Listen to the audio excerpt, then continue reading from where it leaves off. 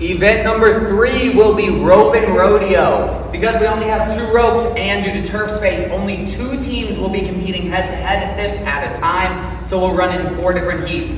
Similar to event 1, player 1, athlete 1 on each team will start on the other side of the turf on the rubber, right? Athlete 1 will perform 3 rope climbs.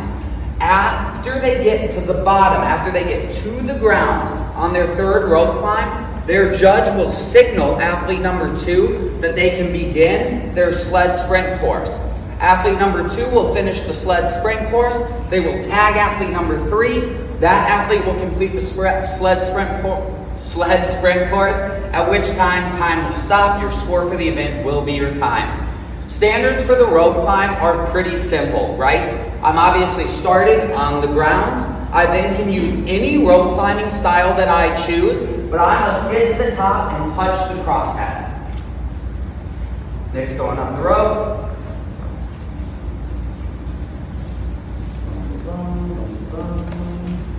Touches the crosshead, and he comes back down. Both feet touch the ground. He could then begin his 2nd rope climb. He'll complete 3 of those. After athlete number 1 has completed their 3 rope climbs, right? Completing the 3rd rope climb means that they have gotten back down to the ground. The judge will signal you to start. Because this is such a quick event, if you false start on any part of it, you will be given a penalty. I haven't decided what it is yet. I'll tell you the day of. But when you begin, the sled will start behind the chalk line on the turf. Nick will push it down the turf all the way. As fast as he can. He will press this sled until the back of the sled crosses the other chalk line. Bam. He then must go around the outside, pause, the outside of his sled. Note, there will be 2 sleds side by side, team 1 and team 2. If I'm on this side, I must always go on the side of the wall. If I'm on this side, I will always go on the side of the rubber so that people don't run into each other. If you try and circle the sled the wrong way, your judge will tell you, fault, you gotta go back around and circle it the appropriate way. Once you get to the right side of the sled, you will run that sled back to where you started. Back to where you started.